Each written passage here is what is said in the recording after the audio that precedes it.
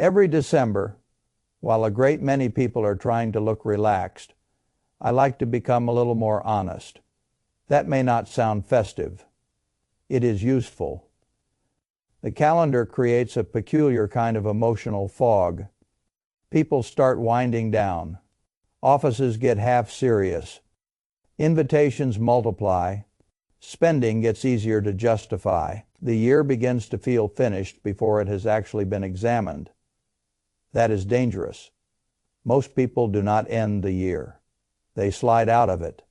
Then January arrives carrying the same financial habits, the same blind spots, the same waste, the same hopeful promises, and the same quiet confusion about why money still feels harder than it should. I have never liked beginning a year with emotional optimism unsupported by arithmetic. Arithmetic deserves a look first. So every year before the next one begins, I like to reset my financial thinking. Not because I have forgotten the principles. Principles do not change often. What changes is behavior.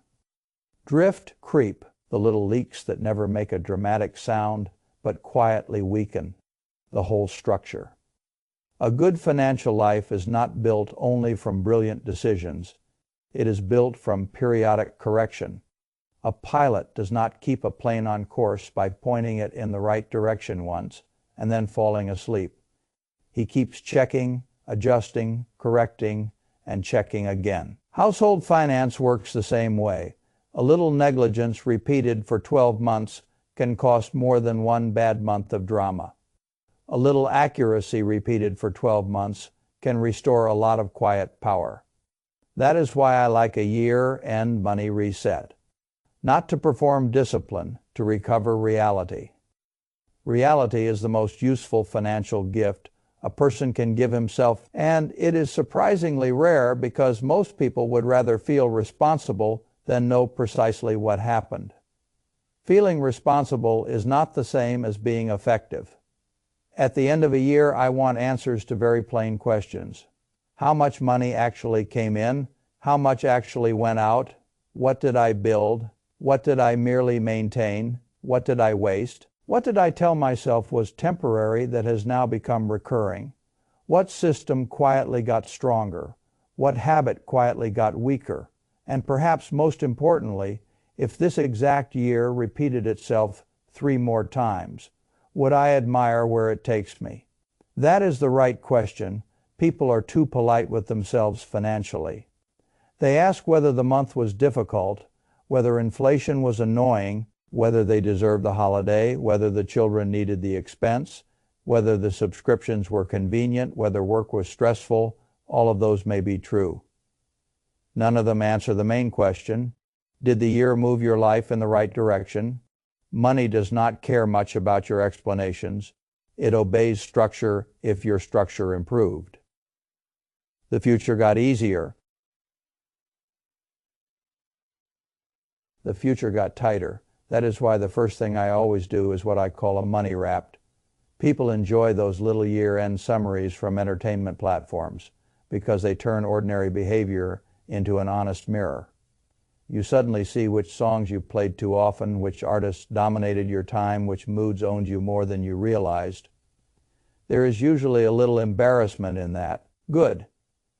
Embarrassment is useful if it sharpens awareness. I think money deserves the same treatment. So I sit down with the year's statements and I ask for the truth without decoration. What was my real net income for the year? Not what I told myself I was making, not the number before tax that sounds flattering at dinner. The actual number that landed after tax, after withholding, after the world had already taken its share. Then I ask the next question, what was my expense number for the year? Not roughly, not emotionally, not what I hope it was, what actually left. And here I separate the categories in a way that I think is much more useful than the way most people do it. I begin with fixed costs, housing, utilities, insurance, groceries, transportation, debt payments, the operating machinery of life. Then I look at discretionary spending, dining out, trips, shopping, entertainment, subscriptions, convenience, the little and large comforts that make life easier or prettier or more interesting, and occasionally more expensive than they deserve to be. Then I do something many people resist at first because they think it sounds odd. I count savings and investments as spending for the purpose of this annual review. That is an important distinction. In monthly budgeting, I understand why people separate savings from spending. Fine. But in a year-end reality check, I want to know how much cash left my life for every purpose, including future purposes. If I sent money to a brokerage account, it still left my current cash flow. If I funded a reserve, it still left. If I invested in retirement accounts, it was still a claim I directed somewhere. Why does this matter? Because I want my final year end surplus number to mean something real. If I treat savings separately and then tell myself I had money left over, the statement becomes emotionally flattering and practically confusing. I may simply be applauding myself for money I already allocated. I do not want applause. I want clarity. So after I count everything, including saving and investing as uses of money, I look at what remains. Did I run a surplus? Did I run a deficit? And if I ran a surplus, how large was it really after I had already accounted for all the future directed dollars?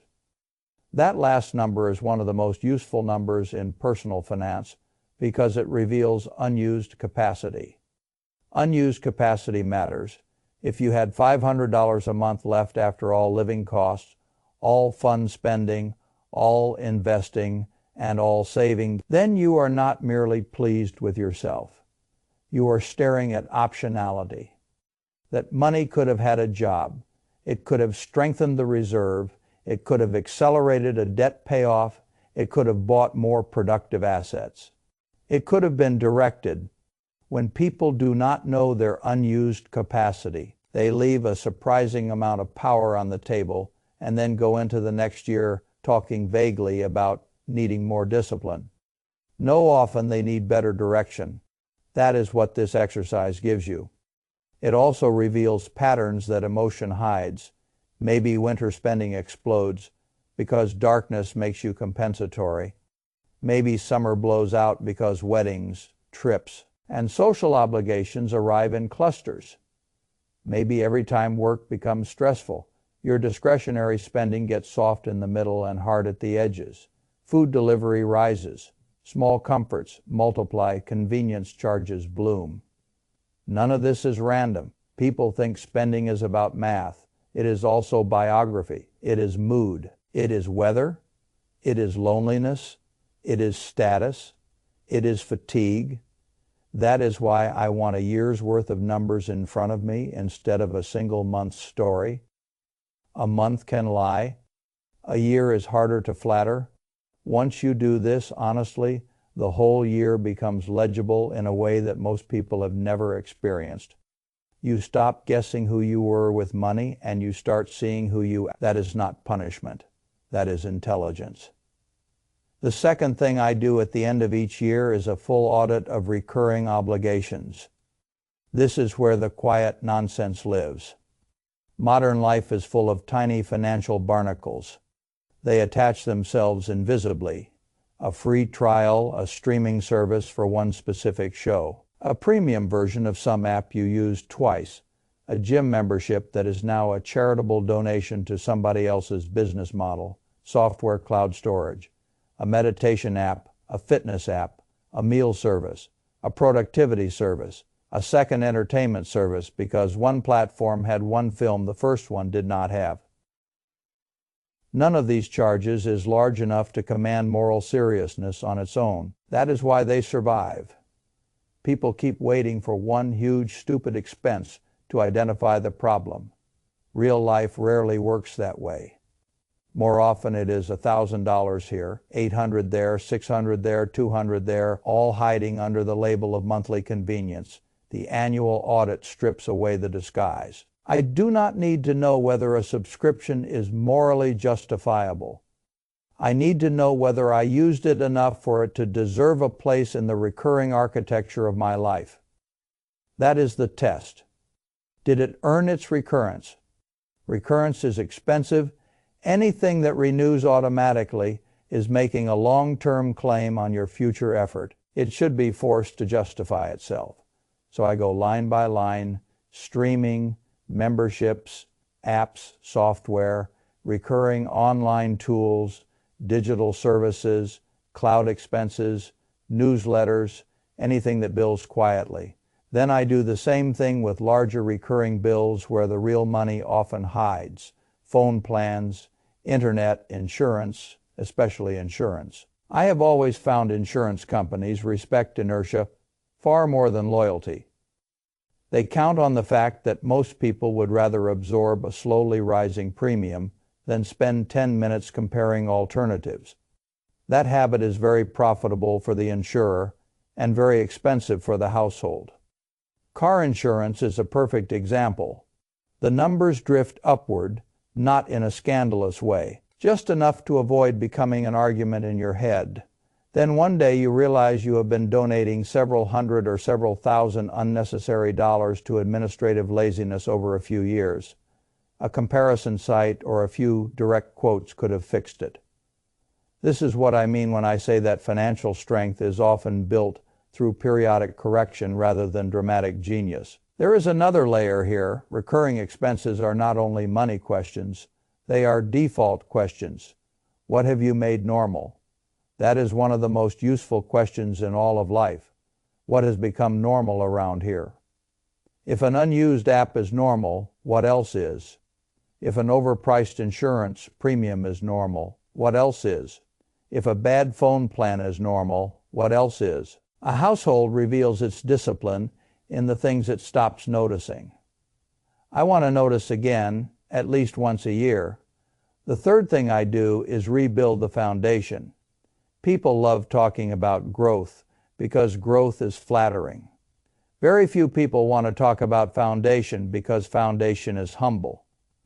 The trouble is that growth built on weak foundation feels exciting right until it becomes humiliating. A person can tell himself he is investing aggressively, building wealth, participating in the future, and all the other phrases people use to make themselves feel advanced. Then a job loss, medical bill, family emergency, or simple bad year arrives, and suddenly his advanced structure has to liquidate at the wrong moment because it never had enough ballast underneath. That is not a wealth problem, that is a foundation problem. So I look first at the emergency reserve. Is it still large enough? Not was it once large enough. Large enough now. That difference matters. A reserve is not a trophy, it is a ratio. It must be compared against current obligations, not old memories. Maybe income rose, maybe housing costs rose, maybe you added a child, maybe you took on a lease, maybe insurance got heavier, maybe the reserve quietly shrank in practical terms, while the nominal number stayed the same. That is common. People save an emergency fund and then stop thinking about it as though safety were a one-time event. It is not. Safety is maintenance. I like 3 to 6 months of real expenses as a starting frame for most people, sometimes more, depending on work volatility or family structure. I do not think this number is sacred. I think the logic is sacred.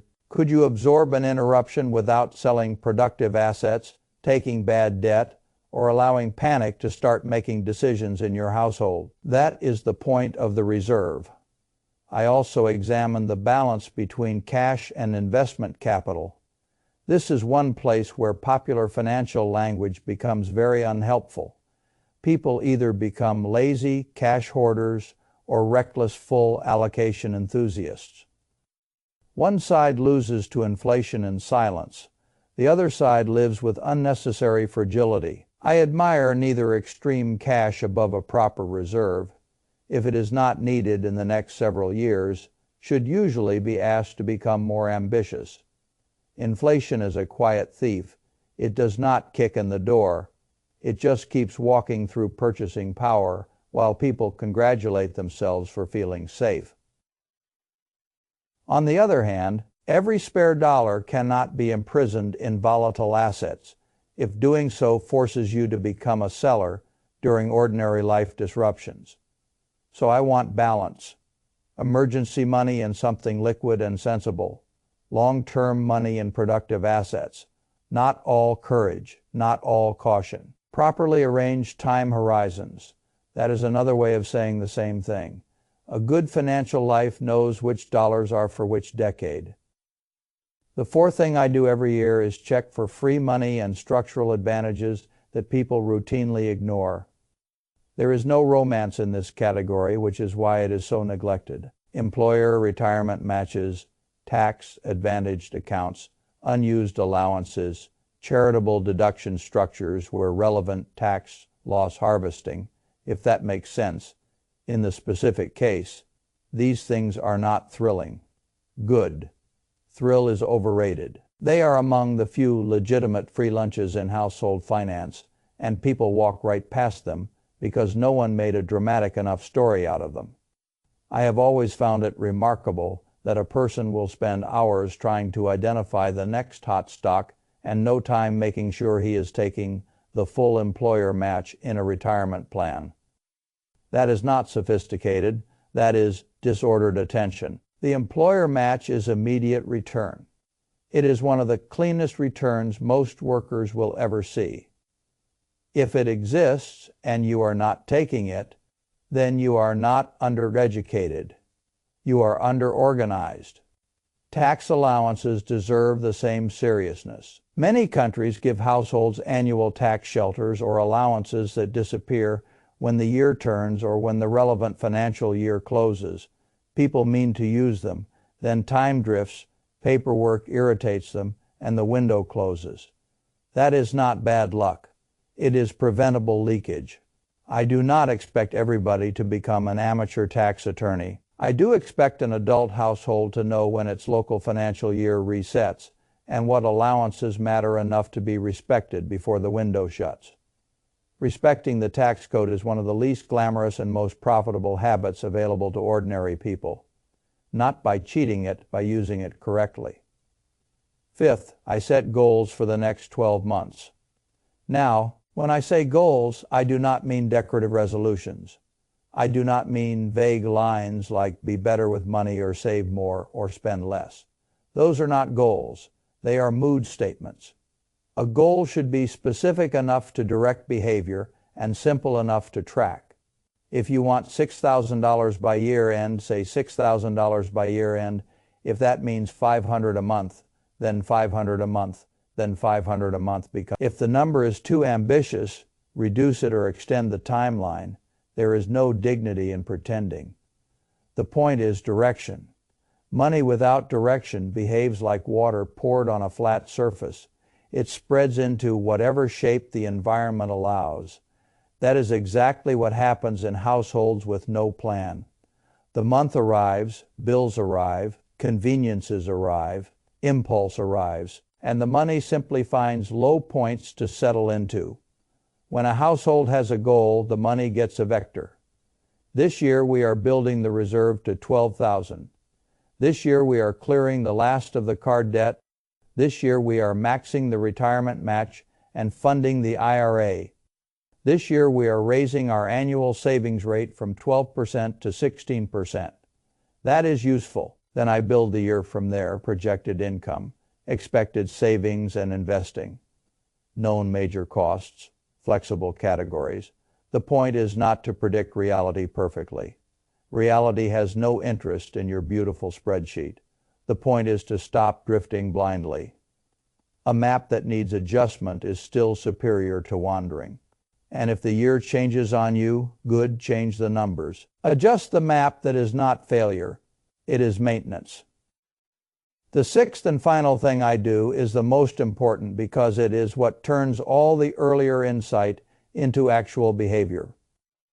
I build the money operating system. Most financial failure is not caused by ignorance. It is caused by friction. A person knows he should save.